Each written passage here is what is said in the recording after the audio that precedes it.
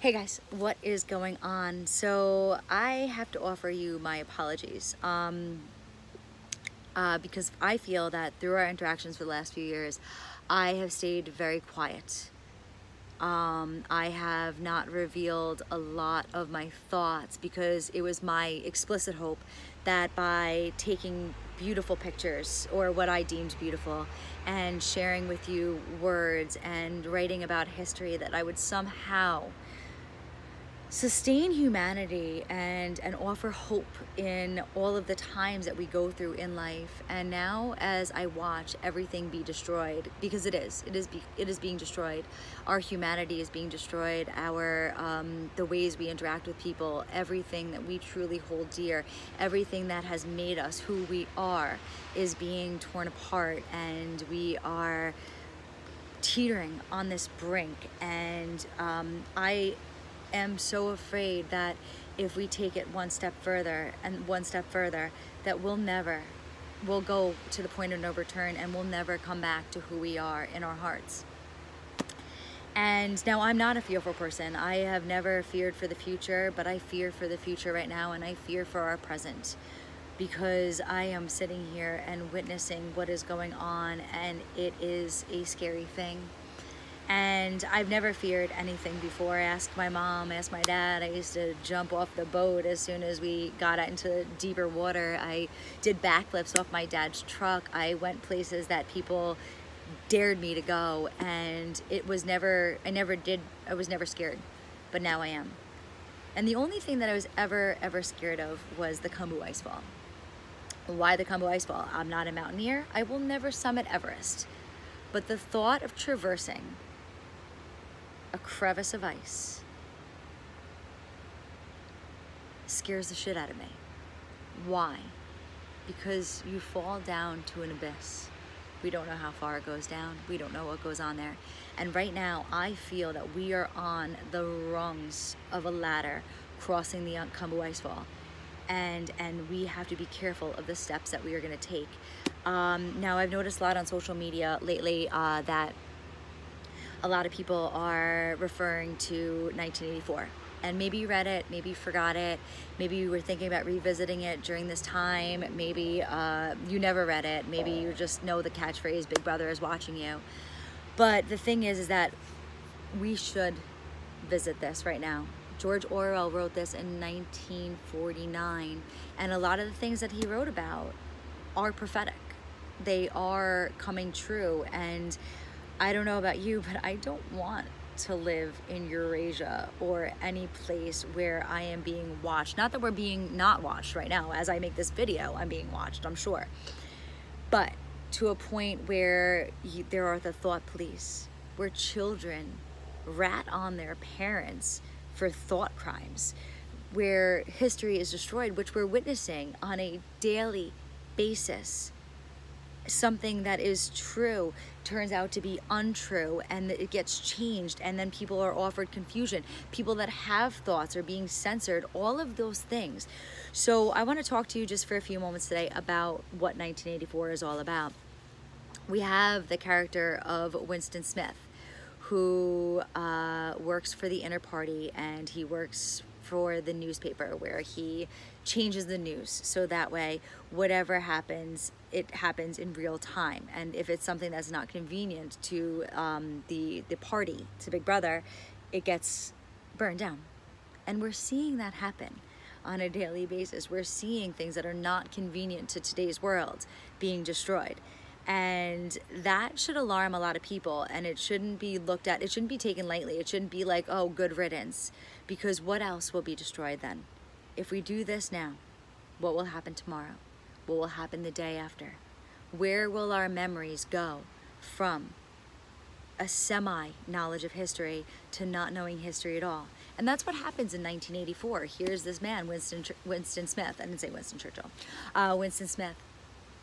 And he has small memories of his childhood, but then he goes throughout his days, and he knows to question Big Brother, but he also is smart enough to play it safe. And he plays it safe for a long time, does his job and everything, has conversations with people that he works with. And one of the profound conversations that he has is with one of his co-workers, who talks about how fun it is to manipulate words. And we're seeing that too. Hero, the word hero is thrown around. It has been for the last 2 decades.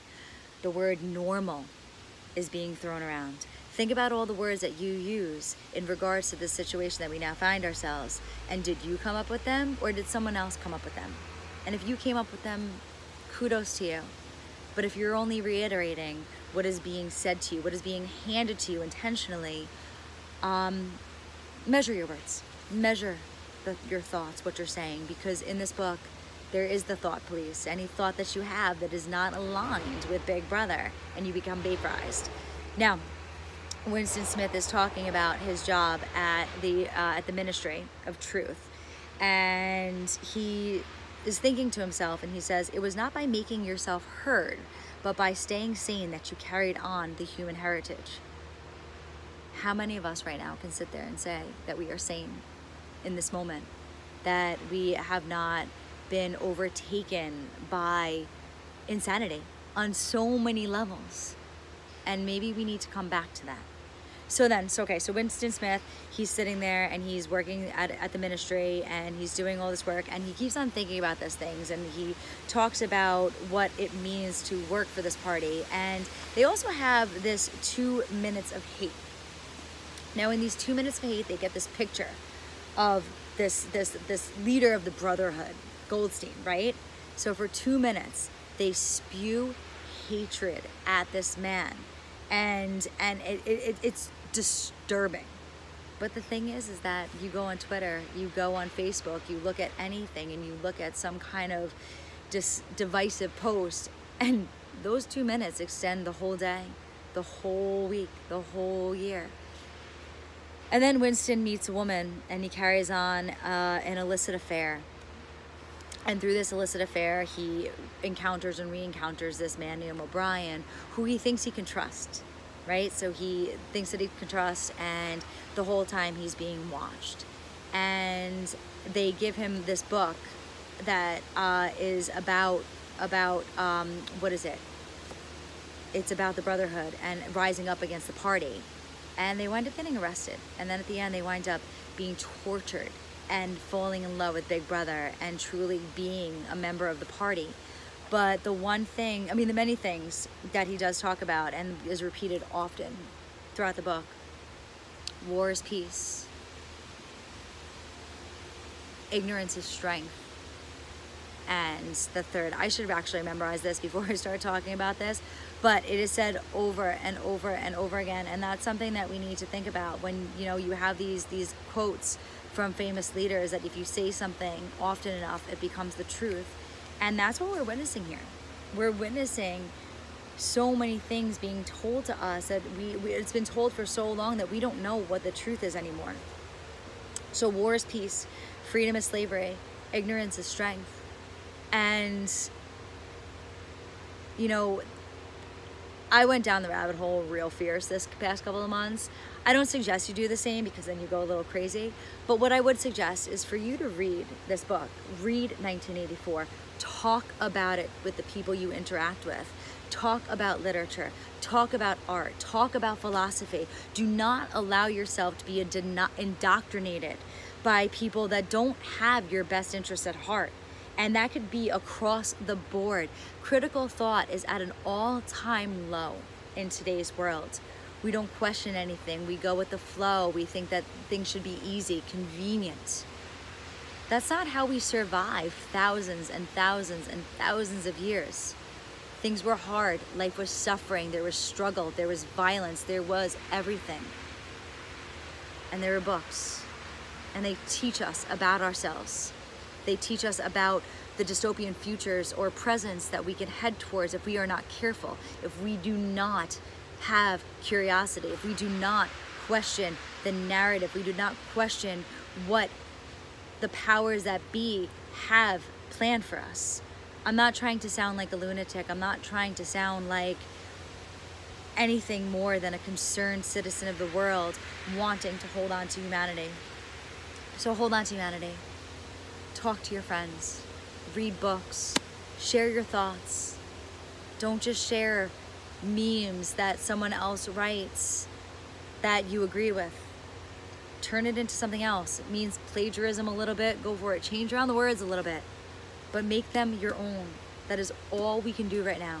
Make your life your own before someone else chooses your life for you. Please, hold on to your humanity, guys. Hopefully it'll stick around for a little bit longer. Have a good day.